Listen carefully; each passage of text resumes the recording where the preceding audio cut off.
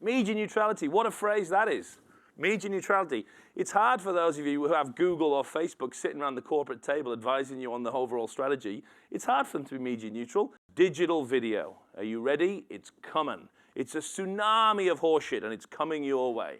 Let me show you some of the dirty tricks that have taken place. And I don't think the journos are being paid, don't get me wrong. I think they're just deluded.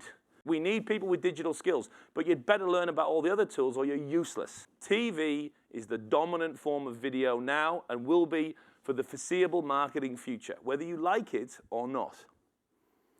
Now, some of you have a self-induced mania that I cannot change. It's gone beyond rational. It's a point where there will be no changing you. You are literally and utterly wrong, but you will not see it.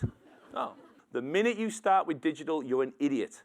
You've already said to me I'm tactical. You're no use to me. You've already got your hammer, and you're looking for nails. We're desperate not to be left out, yeah? We're worried that if everyone else is using Thwacko, I may reflect badly in my next job interview. Because when the question comes, are you on Thwacko? I have nothing to say. Get rid of digital marketers. Dreary, dreary digital marketers. Stop obsessing about millennials. They don't fucking exist. They're not a segment. In the second session, if you come to it, I'm going to break it down and smash it on its face. If you say millennials, you are also a moron. He's a professor of marketing at the Melbourne Business School. He has a PhD in marketing from Lancaster University and has taught at some of the world's leading business schools, including London Business School, MIT Sloan, and the University of Minnesota. He's widely acknowledged as one of the best marketing instructors, and this bit always makes me smile because he has been the recipient of the Best Teacher Prize at many of them on most occasions. And after today, I'm sure you'll understand why. But the real reason we wanted Mark to do this series is that he's not just an academic. So Mark has worked extensively and continues to all over the world on real projects, ranging from brand strategy, market research, segmentation, CRM, and brand extension. His clients have included McKinsey, PepsiCo, Subaru, Eli Lilly, J&J, Unilever, Johnson & Johnson, and the list goes on. And for 14 years, he has also served in Europe as the in-house professor for LVMH. He's an avid writer on branding, which I'm sure you've seen, for marketing publications both in Australia and in the UK, and the likes of Sloan Management Review, the Harvard Business Review, the Journal of Advertising, and the Journal of Consumer Research. He was a Northerner, which you will hear, but now calls himself a Taswegian. So I'd like to warn you in advance, though, that he has a very colourful turn of phrase. So brace yourself, and please welcome Professor Mark Ritson. Hello, everyone. Lovely to be here. So it's going to be an interesting topic, I think. And I'd like to start by just reminding us that we're not going to redesign marketing. I think there's too much of that horseshit takes place all over the place. Every conference you attend, some idiot's trying to redesign marketing and make it different. We're going to stick with the basics of marketing, but apply them to some of the big challenges that as marketers, and as clients, and as advertisers we face in the next 5 tumultuous years. So I'd like to start with some really big numbers, numbers that I'm sure you're very familiar with when we look at some of these giant social media channels that in the last 10 years have created remarkable impact around the world. If we take Twitter, almost 300 million monthly active users, about 3 million of them active here in Australia. Many of you, I'm sure, and myself are part of that group, and around 10% of Australians active on Twitter. Those numbers pale into insignificance when we compare it to Facebook, where we see 1.65 billion users around the globe, 15 million of which are here in Australia, meaning almost half our population is active on a monthly basis on Facebook. And then there's Instagram, obviously the newer player on the block compared to those two, which recently told the world that they'd achieved 10 billion views in a single day of their video content. So what's that? That's kind of almost 2 views for every person on the planet. 400 million global users, 5 million of whom are here in Australia. They're gigantic numbers, hundreds of millions, billions. Let me show you, though, some smaller numbers. And the smaller numbers come from looking at it from a brand's point of view. So as you probably know, every year, Brand Finance, which is a fine valuation firm, does a survey of the top 100 brands by brand equity here in Australia. So they identify essentially the 100 biggest brands with the biggest brand equity. This is the list for 2016, and I've taken the top 10. And here they are, and quite fittingly, Telstra is indeed the world's biggest and most valuable brand. So we're in the right place today, that's for sure. And here's the 10. You can disagree with the list, but I've picked it because it's an objective list of the 10 biggest brands in Australia. Now, I'm going to take out BHP and Rio. They're B2B players. They don't have a social media presence, pretty much, and it wouldn't be fair to have them in that mix. So let's take them out, and that leaves us with a de facto set of 8 brands, which are the biggest in Australia. Next, what I want to do is I want to look then at their Facebook connections, the likes that they have received for each of those brands. And again, we get some pretty sizable numbers. Coles standing out with over 1 million likes on Facebook. Then there's Twitter, and then there's Instagram. And these numbers are big, there's lots of zeros, but really they're not the story that we concern ourselves with as marketers and advertisers. The real question we should be asking is, what proportion of my customers does this represent? So what I've also done is I've taken, using secondary data, 2015, 2016, the actual customer bases of these 8 firms, and I'm going to put that up there as well. Now, this isn't their target markets. Telstra, I'm sure, would like to target more than they have, like most companies, but this is how many Australians they currently serve. And now that sets up very nice data for us to get some relative importance of social media. Because now I can calculate what proportion of these brands' customers have liked them on Facebook. And the answer is single digits. Yeah? And then I can do it for Twitter. And the answer is, and this is a statistical term, 2/5 of fuck all. And then I can do it for Instagram, and it's 0. And we start to have this strange feeling that that is not quite what we might expect, given the hullabaloo and the jamboree and the coverage that we receive here in Australia about social media. And I've been overly fair, I think, to Facebook, because I could have gone to Telstra's lovely Facebook site 7 years ago and liked an article on something and never visited it again, and I'd be in that number.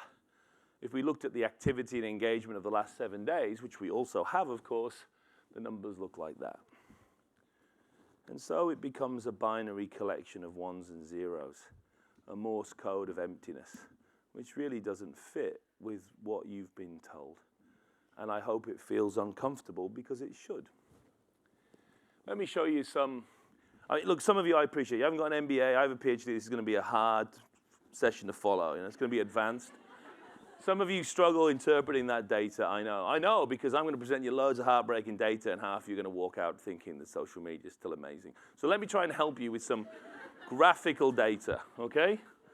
So here you go. This is the graphical representation of the average brand. How many of your customers follow you on Twitter? Yeah? That's Twitter.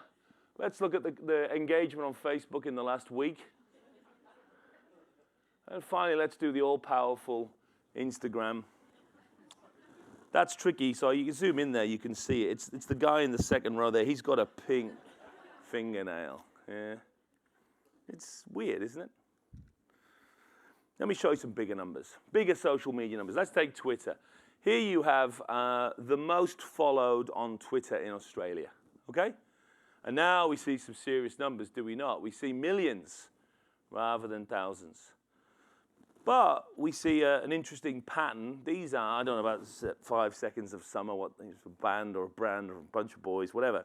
But for the most part, what you see here is people.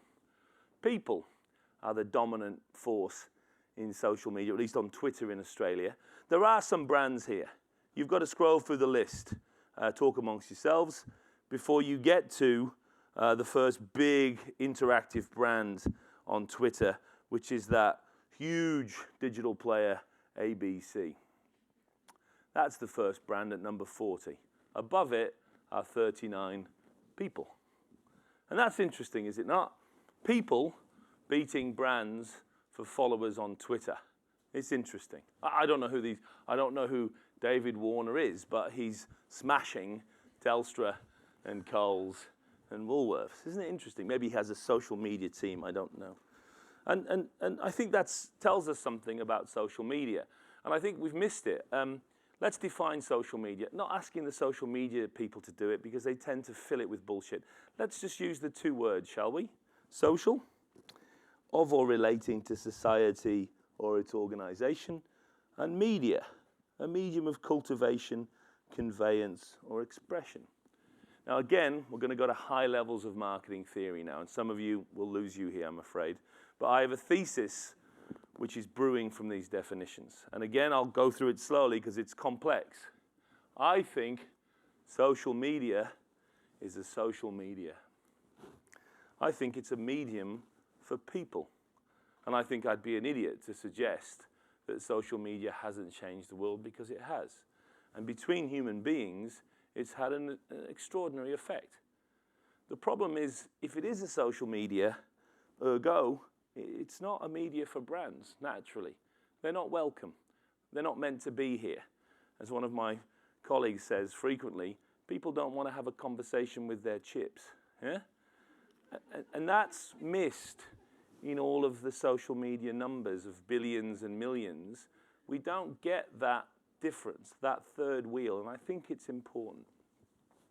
And there's plenty of evidence of that. So Census do a very good study in Australia every year, representative sample of Australians, and they ask them, how do you use social media? And no surprise at the top there, you'll see it's to catch up with family and friends. 95% of people use social media as a social media. Sharing photographs, news, parties, and there, to be fair, are brands. 24%.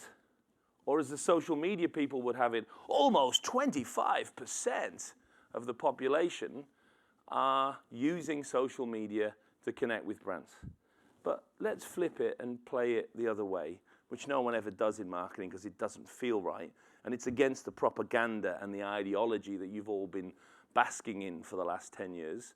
Let's draw attention to the 76% of people that don't use it to follow brands, have no interest in that. Let's mention those, because they are, and again, apologies for the complex math, there's 3 times as many of them as the 1/4 that are using it for brands. Now, I know you all do, and I do. That's because we're marketers. But again, hypothetical, anecdotal horseshit about you and your kids, when did that replace representative data about the whole Australian population? When did that become fair? So, and then it also explains the totally piss-poor response of all of the big brands on social media. You can just look today at their Twitter sites or their Facebook pages and look at the lack of engagement before your very eyes. Here, at midday, I took their latest and most recent tweet of all those big companies, and here's what you get. Yeah? Look at the numbers at the bottom, the hearts and the retweets. You look, yeah, you get 3, 1, 8, 4. The fucking hell's going on?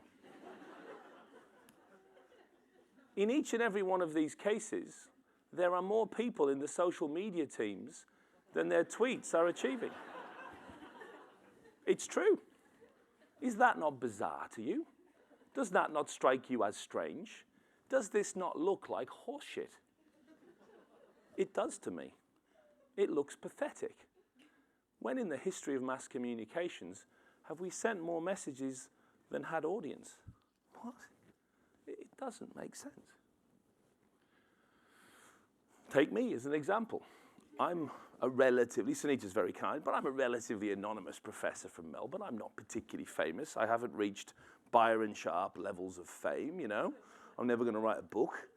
I'm a bog standard, you know, slightly foul-mouthed Melbourne-based professor who occasionally goes to Tasmania. I'm not famous, and nor do I intend to be, right?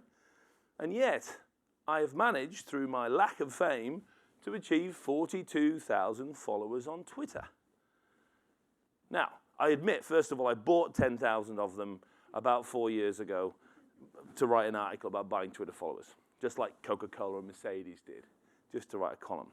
But the rest of them, probably 30,000, are real human beings, or as real as marketers get, right? So I have real human followers.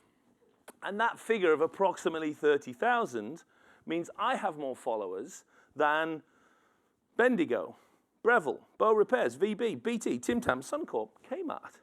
I have more followers than all of those brands. How the fuck is that possible? I haven't got a social media team. It's just me with a glass of wine going, And I've got more presence than these brands.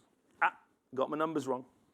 I've got more followers than those brands combined. The fuck is that possible? Oh, still got my numbers wrong. Times 2. What? What is this? What is this we've become obsessed with? It smells like bullshit, is it not? But you're thinking to yourself, this can't be right, what this guy's talking about. This cannot be true. This guy's a lunatic. This can't be right. This is not what I've been told. I spend my life doing digital marketing and so on. So I challenge you to go and find for yourself. Go and find out how many brands the average Australian follows. Go and find out. And you'll do what I do. You'll go on Google and you'll type into Google, how many brands do consumers follow on social media? And here's what you'll get. You can spend, and I have done, 2 or 3 days trying to get to the bottom of it, right? Here's what you'll get. Why do people follow brands on Twitter? How much do they like following brands on Twitter? How awesome is following brands on Twitter? How many brands are they following all the time? It's bullshit. It's ideological, contextual bullshit. And the answer's never there. And the reason the answer's not there is it's a dirty, disappointing number. That if we told you, it would make you stop and go, that can't be right. It took me literally 3 days to find out what the answer is. You ready? And it's going to get very dirty. There's going to be an extra hand in your underwear for a couple of minutes here. You ready? No, you'll feel it. You'll feel it. The answer comes, sort of, from Experian, the market research company, sort of. So Experian asked the question, Q4 2015, to a representative group of Australians. Question, approximately how many brands do you follow on social media? Now here's the table, here's the results they published in their report, Getting the Most from Social, an integrated marketing approach. Calculating the mean is very hard from this kind of distribution, but for those of you who remember your statistical days, you can calculate the mode. What's the modal number of brands being followed by Australians on social media according to this data? What's the mode? Anyone? It's okay, I won't shout it if you get it wrong, it's okay. What's the mode? What's the modal number? Yeah, well, you can't work it out. You can't work it out because Experian didn't tell you the truth in this data, even though they published it. They kept one of the figures that was revealed in the data. They didn't put it in the table because it was disappointing. It was the zeros. I was trained really well by a good stats guy at Wharton, said always look for the zero. Zero ain't there. Why is the zero not there? Because they didn't want to show it to you. The zero is 66% of the sample. What? 2 questions for you now. You feel that extra hand now? 2 questions for you now. How come that's so big? And second, why the fuck would Experian not show the most common number in the chart that they published? I asked them and they didn't come back to me. What's going on? It's a funny game, yeah? So I wasn't sure, and to be fair to Experian, maybe they've got a rogue finding or something else. And so I did my own research. I called up the team at the online research unit who have an excellent, very reliable panel of Australians. And I said to them, I will promote the online research unit's excellent, very reliable panel to the AA and A members if you let me have a free question on your panel. And they let me have a free question, funnily enough. And they were an excellent, I may have mentioned this, panel company with good data. No, seriously, they got good data. And I actually asked 2 questions. Do you actually follow any brands on social media? Yes, no, and if you do, how many? And guess how many said we don't? 64%. So to be fair to Experian, their data was sound, it's just the way that they presented it was peculiar. 64%. 2/3 of Australians don't follow any brands on social media. What? What? How do you explain that? That's what the table looks like when you use the proper data. It turns into bugger all at the bottom. In fact, if you calculate it out and multiply out the averages, you come to a stunning calculation. The average Australian, when you multiply this out, follows 1 brand. That's what the data actually says. From a representative sample of Australians, the average Australian actively follows 1 brand on social media. Just the 1. Think about that.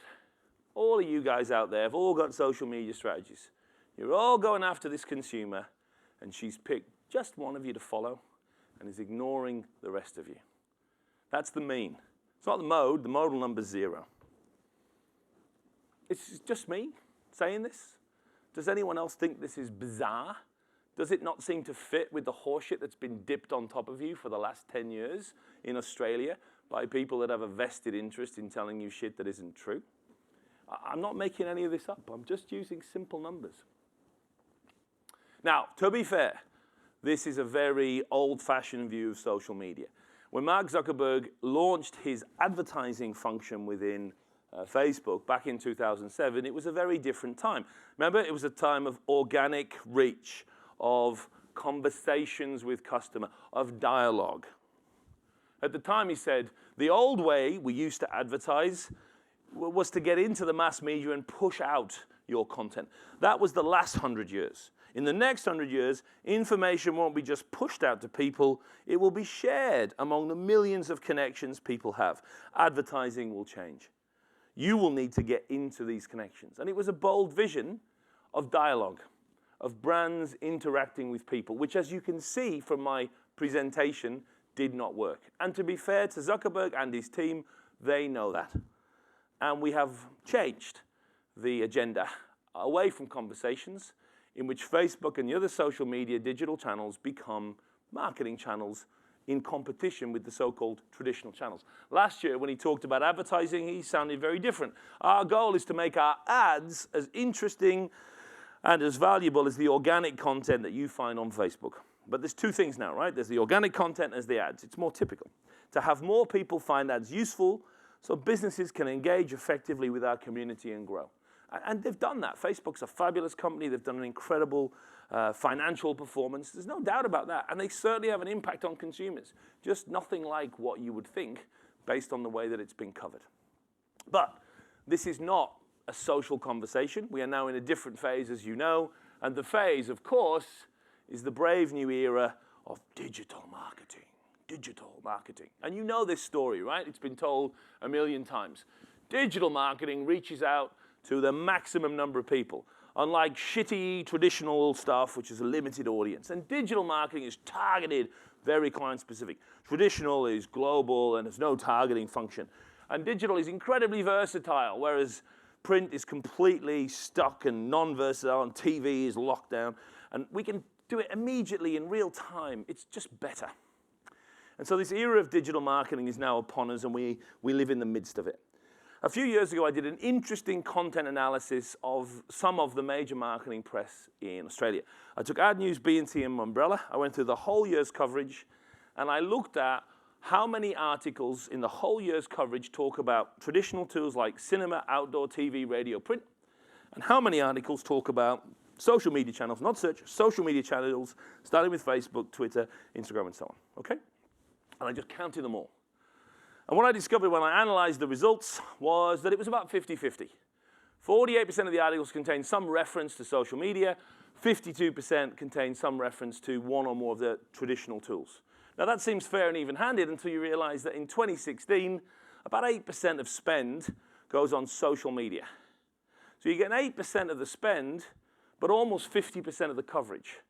So you can see why marketers think it's a much bigger deal than it is, because it's half the coverage. And I think 8% is about right. 7 or 8% is my magic number on average. Obviously, some brands more than others. They're overrepresented on social. But it's not just quantity. When you do a quantity analysis, you don't get whether it's positive or negative. You're just counting the number of articles. And most of the articles about social, then and now, are all about how awesome social media truly is, how amazing social is in terms of its impact, yeah? Oh, social media ads influence 50% of US millennials. Millennials, we'll come back to them later, yes? We'll come back to them much later. Meanwhile, the stuff on traditional was mostly, how fucking dead is print, yeah? TV is over, right? Is traditional advertising dead? Yes, I think it's pretty much dead, right? So the content analysis doesn't really show you the true magnitude of this story that's been played out in front of you for the last 4 or 5 years. Let me show you some of the dirty tricks that have taken place. And I don't think the journos are being paid, don't get me wrong. I think they're just deluded. I think it's almost I think it's a propaganda, yeah? It's a way of seeing the world. So here's a good example. Business Insider Australia. Now, I like Lara O'Reilly. In fact, I'm quite good friends with her. I think she's a great journo. She's one of the best young marketing and media journos anywhere in the world. And yet, and I did tell her this is naughty, huh? Almost a quarter, 23%. Almost a quarter of Unilever's $8 billion ad budget is now spent on digital. Now, there is a second way to tell that story, is there not? The other way to tell that story with the same content would have been to say, well, you could also say 76% of Unilever's $8 billion ad budget still invested on traditional media in 2016. But why tell it that way, right? Why would the 3 be more interesting than the 1? Let's talk about the 1, right? Good example from B&T. Digital spend will be more than 25%, more than 25% in 2016. They mean 26%, right? More than 25% in 2016, predicts Dentsu. And you read through it, and there it is, third paragraph from the bottom. Little bit of content you may miss. By media, whilst digital is the star performer in terms of growth, TV will continue to command the majority of the market share for the foreseeable future. What kind of article's that? So you're about to get a couple of giant waves of bullshit coming and hitting the shore of Australian marketing. The first one is second, third, fourth screen. But mark my words, you're going to get more screens and more screens and more screens. By the time we get to about 2018, the typical Australian is going to be looking at about 12 screens, yeah? Just so everyone can get their money, right? The other one that's even more prevalent and coming earlier is digital video. Are you ready? It's coming. It's a tsunami of horseshit, and it's coming your way, okay? Key and Peele prove the internet is leaving traditional TV behind. Internet Advertising Bureau reports huge rises in original TV video, claims it beats regular TV. Oh, let's talk about this. Let's talk about ESPN. So ESPN has had the rights to the World Cup in 2014 in Brazil, both the digital rights and the TV rights, yeah? So not surprisingly, they played the games on both types of channel. And they broadcast the games live on TV and also on phones and computers and so forth. If you look at the TV ratings, they achieved a 4.6 million audience. It's pretty good for soccer in America, it's pretty good. But for digital, what made the headlines was an audience of 115 million. Proof again of the power now of digital video. Evidence of why Google are claiming that we've already beaten TV. Because look at this, it's 115 plays 4.6, but only in the dirty, shitty world of digital video, where we don't compare apples to apples, we compare apples to bananas full of shit, yeah? No, I'm totally serious. You want me to prove it? Let's have a look. Now, the idiots in TV, of course, are measuring this by average minute audience. Sometimes there was more than 4.6, and sometimes there was less. But across that coverage, if you calculate the average on a single minute, the average was 4.6 million, okay? That's why they got that number. Over here, in digital land, we're using digital views. Digital views. It's a different metric than average minute. It's a very different metric. It's a digital metric. It's a new metric. It's a 21st century metric. Now, what happens if you take the digital views and translate it apples to apples into a TV metric? You get about 300,000 views. Or about 7%. There's that number again. About 7%. But why say 300,000 when you can say 115 million? The other interesting question is, why don't we take the 4.6 million TV audience rating and turn it into a digital rating? Now, unfortunately, ESPN didn't do it, and I can't work it out either. But super fortunately, last week at the upfronts, the network that produced The People versus O.J. Simpson didn't just, which has been very successful, as you know, didn't just announce a 12.6 million audience. They also said, and if you want that in digital views, you lovers of digital, that's going to calculate out at 259 billion views. There's no reason we can't show this apples to apples unless there's something dirty going on, unless there's an incentive not to compare apples to apples, to confuse clients, to avoid them making a straight choice. Why would we deliberately adopt different methods? Okay, And they went further in the US last week. They also took the digital channels and using that approach said, what if the social media channels were TV programs? Where would they land? Facebook would be the 158th most popular show in the United States. YouTube, the 354th, and Twitter just scrapes in below the 3,000th mark. What? How is that possible? But I know what some of you are thinking in the deluded land of digital. What about the millennials, though? They're special. They're different. They're the future. Yeah, the millennials are fucked as well. So, I mean, it's slightly better. But even Facebook doesn't break it into the top 20 for the millennial generation. It wouldn't beat the 20 top-ranked TV shows. It's amazing, isn't it? It's amazing. Now, remember that in the world of CPM, I know you know that not all C's are different, yeah? We know that you pay more or you pay less. Everyone's aware of that. I'm not sure every client's aware that the M's are different too. That the 1,000 you're buying, the viewer you're buying, is not the same thing. I think lazy clients and greedy agencies have sold things that aren't necessarily the same. The C is different, but so is the M. So, for the rest of the afternoon, let's stop the talk. Fuck it. Let's go to the movies. Look at this amazing auditorium. It's fantastic. Let's watch a movie. Let's watch David O. Selznick's 1939 classic, Gone with the Wind. Okay?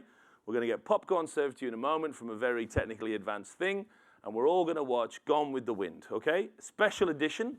We're going to watch the digital view version of Gone with the Wind. It's a slightly different version. You may not have seen it before. Okay? So sit back. We're going to dim the lights, and let's all enjoy Gone with the Wind. That's it. So, no, that's it. You're a viewer. That's your digital view. You saw Gone with the Wind. No, you did. You definitely did. I don't know why you're laughing, because that's what you've been paying for. 3 seconds. 3 seconds. That's what you're paying for. That's your M. 1,000 3-second exposures of your digital video. And that's how those three define a viewer. Did you enjoy your movie? Actually, I'm being far too fair because there was sound. 85% of Facebook's videos are watched without any sound. So actually, that's not the viewing that really would represent it. So I'm afraid we're going to have to watch it again. So, for the second time this afternoon, let's all enjoy David O. Selznick's 1939 classic, Gone with the Wind. There she is. Beautiful. Did you enjoy it? Me too. Maybe more the second time. But you know, I'm still being too fair to Facebook. You could see the whole fucking screen. What's that all about? That's high resolution. That's not a view. That's not a digital view. You don't have to see the screen. You just have to see 1 pixel for 3 seconds. So we really need to get it right here. That'll do it. Are you ready? Third time of the day. Enjoying it now? You're a digital viewer for the third time. CPM, great value. In the world of CPM, not all M's are equal. You need to push a little bit to check this because it's important and it's becoming more spread. A fleeting 3 seconds of a video in the corner of your smartphone is not the same as spending 35 minutes reading a newspaper in which advertising has been included. Now, the 35 minutes aren't spent reading the ads, but the ads are welcome there. Unlike radio, newspaper doesn't have an ad-free zone because the ads are interesting. We read them. They're part of the experience, especially at a weekend.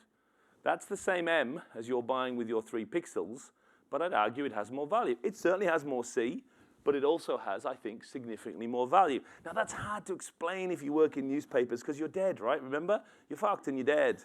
And you're so much more expensive than giving a pixel. What are you going to do, right? Well, the Belgians had one approach which I really admire. The Belgians tried to prove to befuddled clients that the immersion and attention and involvement of newspaper is something that they were missing. And they did one of the smartest things I've ever seen in marketing. Let me show you what they did.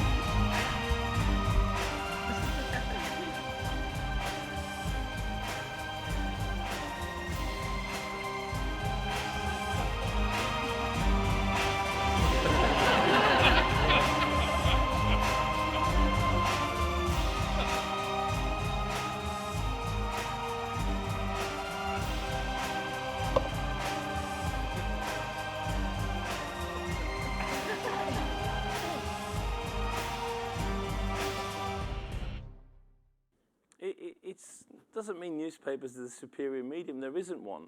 But they're underrated now. Everybody thinks so that knows what they're talking about. Let's ask, for example, Mr. Sorrell. I think actually we're starting to see with traditional media, particularly newspapers, a bit of a pendulum swimming back because the market will realize they are more powerful than people give them credit for. You still get 4 million people reading a newspaper on a Saturday. That's a very large reach. And then the quality of that M is stunning. But most of you don't do newspaper advertising anymore because it's dead, of course. You see my point? And of course, we're told by the news press, of course, that newspapers are dying. They keep telling us TV is dead as well, right? It's pretty much fucking finished, right? You may have read. YouTube says the battle with TV is over. The era of TV's media dominance will come to end in 2016. Here's the evidence. Let me show you the evidence. Not from some half-baked, biased social media survey. Let me show you it with OzTam data. Remember OzTam? A representative sample of Australian households collected independently. Here's the OzTam data for Q4 2015, the latest data we have. Now, handily, the average Australian right now watches 100 hours of video a month. 100 hours, okay? Now, the definition of video by OzTam is very broad. It's any kind of moving image except cinema. So it could be digital video on your phone, on the website, on your laptop, on your tablet. It could be Netflix, it could be Channel 9, it could be Apple. It's any kind of moving image, okay? Here is the current activity of Australia. And watch and see how dead television is. So, the average Australian will watch 3 hours of video on a tablet in a typical month. 4 hours and 18 minutes on a smartphone. 8 hours and 23 minutes on a laptop, and 85 hours and 17 minutes on a television. 85 hours. When was that the death of TV? 85 hours. OzTam data, most recent survey, representative Australians. What is going on? Now, what would you like to do? It's 85%. What would you like me to do? That's it. Now, the pushback might be, yeah, but that's the average. The average is dangerous, right? And it is. I draw your attention to the fact that the average Australian has one testicle, right? So averages hide differences. They hide distinctions. And there are distinctions in this data, okay? There are distinctions in the data. If you look at the 18 to 24-year-olds, which is as close as we'll get to the dreaded millennial group, you'll see now that TV comes down significantly. It's only 36 hours. It still beats the pants out of watching any kind of video on online or smartphones, but it's less. And it would be less, right? These are young people. There's a phenomenon in marketing we called getting old, which will afflict them later on. Right now, they're doing things that we don't do anymore. They're having lots of sex, yeah? They're drinking 3 nights in a row. They're playing sport, yeah? Soon that will stop, as you know, and we will sit in front of a TV. Now, I haven't got any statistics, but I'm pretty sure that's going to happen. Now, having said that, there are some seismic differences, and we should address them. So yes, the actual time spent watching video on TV is down 10% in that group year on year, 10%. And that's a sizable change. There are some qualitative differences going on in TV watching. I draw your attention to the fact it's still the dominant activity. And I draw your attention to the fact that if it kept declining by 10% each year, let's assume that trend is constant. I don't think it is, but let's assume it is. It would be, by the time we get to, not there yet, nearly there. By the time we get to 2023, the proportion of video watched on the TV will match the current proportion watched online. 2023, at that current rate of decline. And I know many of you are super concerned with 2023 right now in your marketing plans. It's a huge issue for you. The fuck are you thinking about? 2017, does anyone care about anything else? 2017, my mortgage against yours. TV will be the dominant source of media for every single demographic. And it will be above 80% of total video watched. Whether you like it or not, it's true. It's true. 85%. This is true in America, where they've started to calculate it even more complexly by using the ratings data. 95% of all video on a television. It's also true in the United Kingdom, where if you add up all the different sources of TV, it's 82%. I'm waiting for the point where TV's dying. Have you seen it yet? I know what you're thinking. Yes, but what about the millennials? Well, in the UK, there's a big study that says actually they only watch 3 hours and 25 minutes. But again, 70% of it on a TV. What else would you like to see? It's all representative data from Barb, Nielsen, and OzTam, the representative objective industry measures. There it is, somewhere between 70 and 85%. What else would you like to see? TV is the dominant form of video now and will be for the foreseeable marketing future, whether you like it or not. Now, some of you have a self-induced mania that I cannot change. It's gone beyond rational. It's a point where there will be no changing you. You are literally and utterly wrong, but you will not see it. Oh, what have I shown you that isn't accurate, right? Some of you will never see this. You know, I see tweets like this from Bloomberg Media. How to bring people back to TV using Facebook. The orange bars, that's the TV audience. What? What is this? It doesn't make any sense. I'm very good friends with a guy called the Ad Contrarian, Bob Hoffman, who's a delightfully miserable American. And Bob recently sent me this data, the number of minutes spent watching TV per week, or all video per week in the United States. And I tweeted it and said, here's an inconvenient pie chart. Please feel free to ignore and keep talking crap about the death of TV. Some moron I've had to anonymize said, that data is from Q4 2014. The pace of change has never been faster. So that argument isn't relevant anymore. That's right. That's correct. In the last 14 months, the 89% has dwindled to the point where it's no longer relevant. This is madness. Madness. And in the UK, where we have great data, here is the era of social media from March 2007 to March 2016. Let me show you the death of television according to the Barb data. Here it is. Look, death. Here it comes. Here it comes. Some of you still, without a statistical training, may not be able to interpret this graph correctly. So let me use two giant fucking red arrows to help you. You see that? And you see that? That's the same fucking point, that is. That is what we call in statistics not changing. Still don't believe me? All right, digital marketers, here you go. Here's the curve. You ready? You see how it's not going down? It's like flat. See that? That's what we call in statistics not changing. It doesn't matter what you say in Umbrella, it's the same. Radio, also totally dead apparently, like print and TV. Radio, about in line to see advertising crumble. Is this the end of radio as we know it? Clearly, it's a dead tool. Look at radio getting smashed by Facebook. 42% of Australians weekly checking on Facebook, on average 8 hours a week. That is an impressive number. And then compare it to poor old crappy radio, which only reaches 75% of Australians weekly, and they only spend 19 hours a week listening to it. It's not even a fair fight, is it? See this data I'm giving you? That's from GfK, from the national study. Why aren't you seeing this? Why is no one telling you this? Why don't you read it? Because it doesn't fit. It doesn't fit what's been happening in Australia, which is bullshit. It's the greatest scandal in the history of marketing. And crikey, we've had some scandals, right? But this is the big one. It is a total and utter misrepresentation of the truth. And you lose because of it. And yet, despite all of this data, Australian marketers continue to spend more and more each year on social media. It is going up and up and up every year. Just like in America, where the CMO survey, which is a giant survey done by Duke University, finds the same thing. Every year, the survey of marketers reveals that they can't prove and they don't necessarily believe that social media is actually driving any kind of business performance. And when you ask those same people, and will you spend more money on social next year? They go, oh, fuck yeah, I'm spending a fortune on it next year, pal. I'm doubling down on that shit. That's right.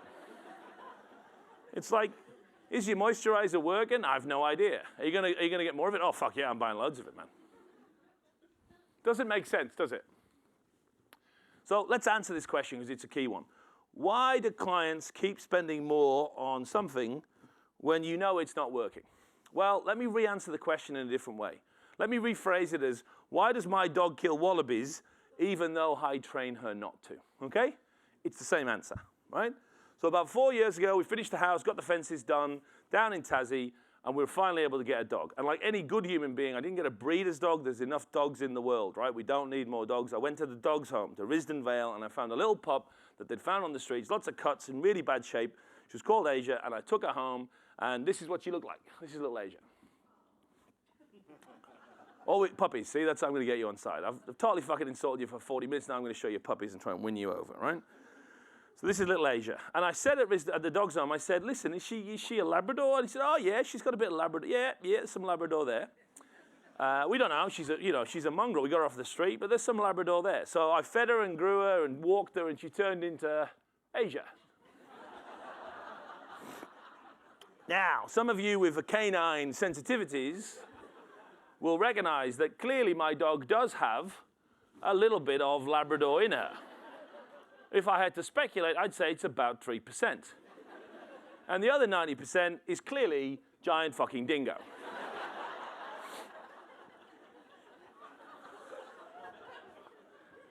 And I know that because wherever I go, people pick up their babies and protect them and shout, that's a giant fucking white dingo. And I'm like... Now, there's some good news about this. I don't have to feed Asia, right? I don't have to feed her. She takes care of herself and the local indigenous marsupials.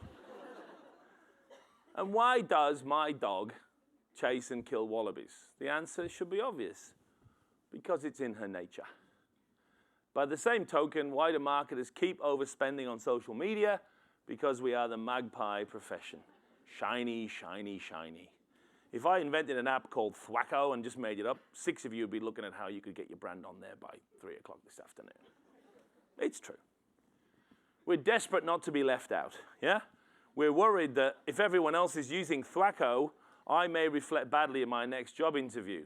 Because when the question comes, are you on Thwacko? I have nothing to say. And there is an organizational shit sandwich in most major organizations. And it's a shit sandwich of 2 extremes. And most of you, I hope, will recognize it. Up above at the top is a CEO who is desperate not to appear out of touch. He is, and it's always a he, by the way, he is extraordinarily worried that he may appear not to know what's down with the kids in the street. Down below, we have our dreary, dreary digital marketers who don't want to be disturbed with marketing or getting trained in marketing or strategy. They just want to do digital stuff. And in the middle is our marketer, and she's fucked. No, she's fucked. She has no choice. She's got a team of 12 digital marketers, and the CEO will cut anything except digital marketing because it sends the wrong signal. Sound familiar? And now let's get back to that extra hand. Let's talk about something really scandalous that nobody talks about. Let's talk about media, shall we? Let's talk about the strange shenanigans going on with media agencies and brown bags and all of that stuff, yeah? Why not? We're meant to be challenging, yeah? Let's be challenging. This man over here you might recognize. He used to be the CEO of Mediacom in the United States, one of the biggest media agencies in the world. And when he gave his speech last year at the ANA in Miami, you know what he said? He said the following. The issue is cultural. This is robbing clients. Media agencies are hiding things in barter. They're hiding things in programmatic. They have all kinds of ways to hide things from clients. They are not transparent about their actions. They recommend or implement media that is off strategy or off target if it works for their financial gain.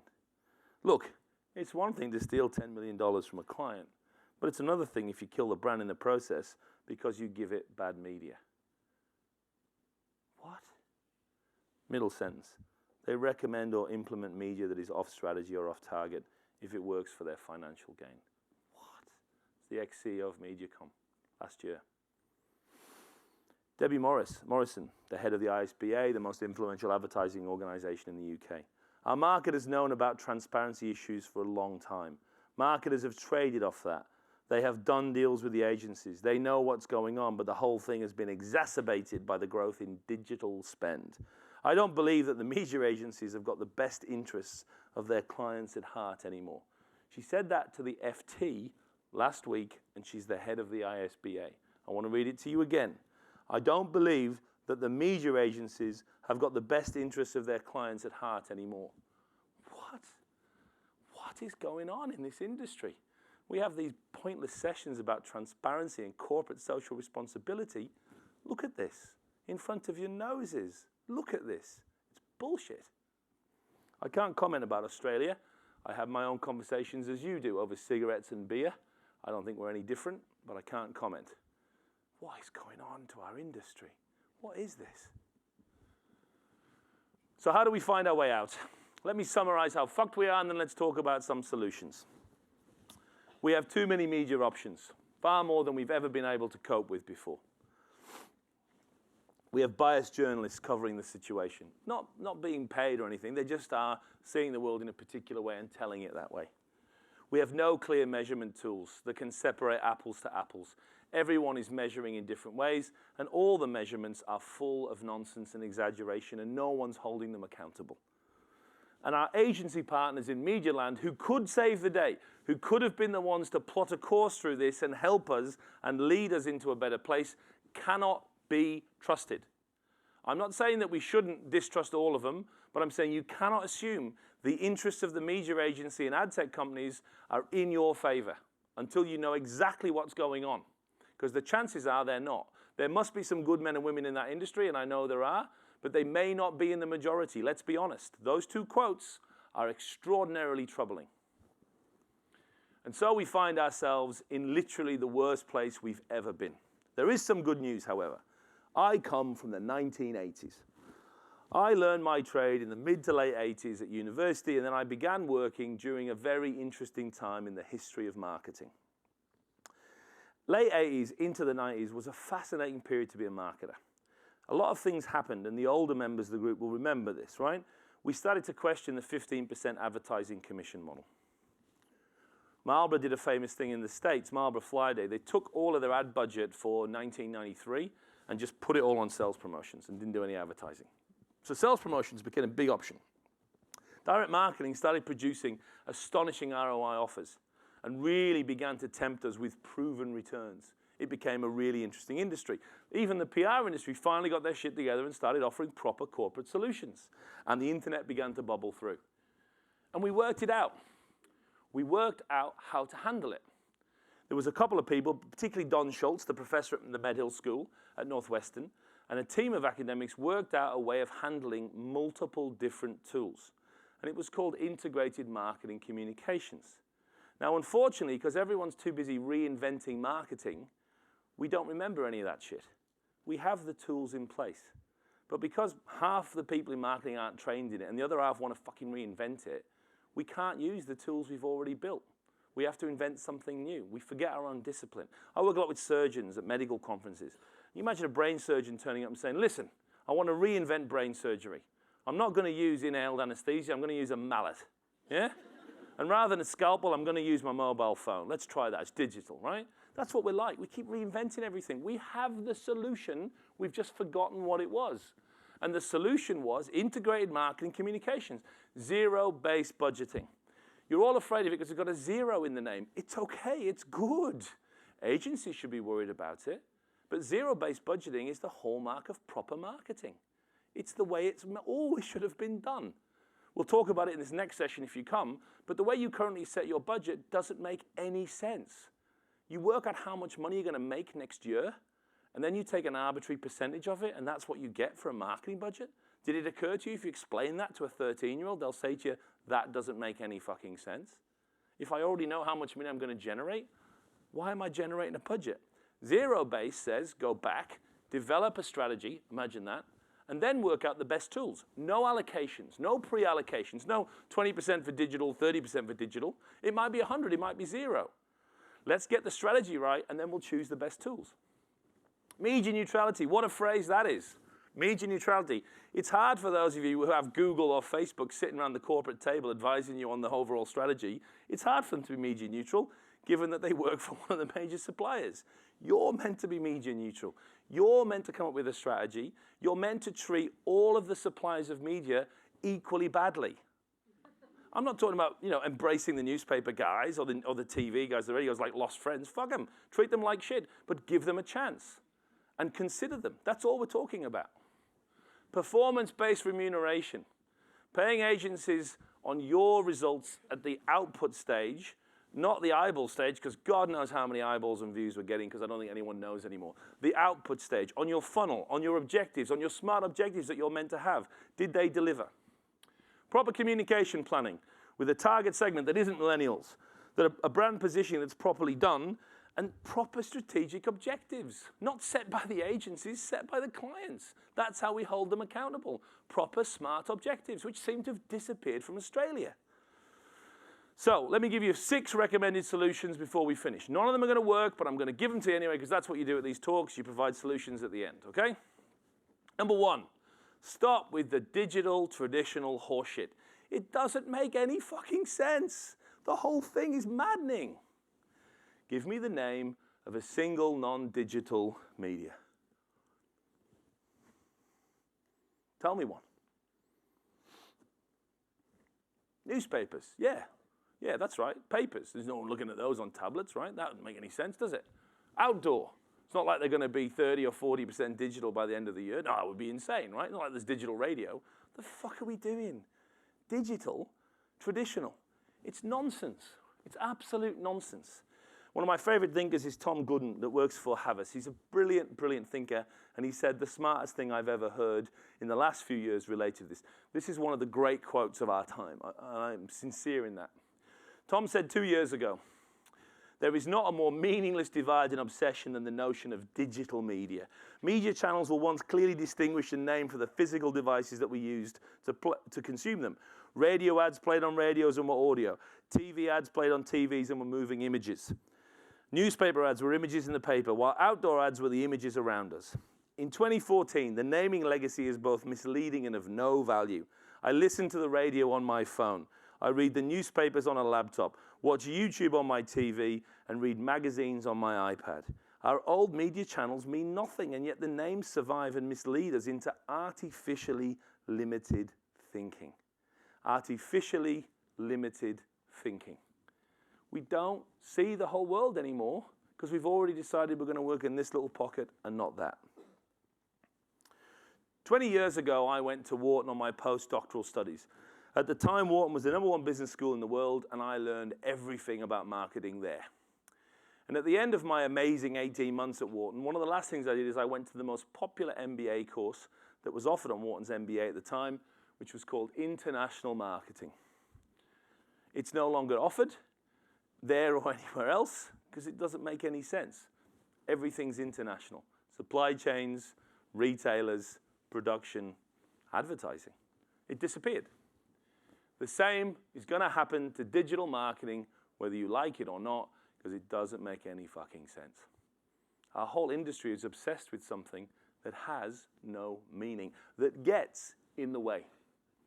Nicholas Negroponte, the founder of the MIT Media Lab, 16 years ago, like air and drinking water, being digital will be noticed only by its absence, not its presence. Ivan Menendez, the CEO of Diageo, it's not about doing digital marketing. It's about marketing effectively in a digital world. So let's get rid of the digital traditional divide. It's stupid and it doesn't make any sense. Put them all together as if they're all the same. Consider them all the same. Second, get rid of digital marketers. Dreary, dreary digital marketers, okay? Look at this moron, David Holter, right? It's all right, he's a mate of mine, it's all right. I checked with him, I said, I'm going to put this up, and he went, don't do that, right? David Holter, what a moron, right? So Holter used to be the digital planning director at Clems, one of my favorite agencies, And when I gave one of these talks to a group with him, and he came up to me afterwards, I thought he might punch me, and he said, well, actually, I'm working all through 2016 to remove the D word from my title. And I thought, there's someone who's a bit smarter than the average bear. He gets it. There are 3 problems with digital marketers. The first one is, and I've not had an answer to this yet, so I'm interested later, what the fuck do the non-digital marketers do in your company?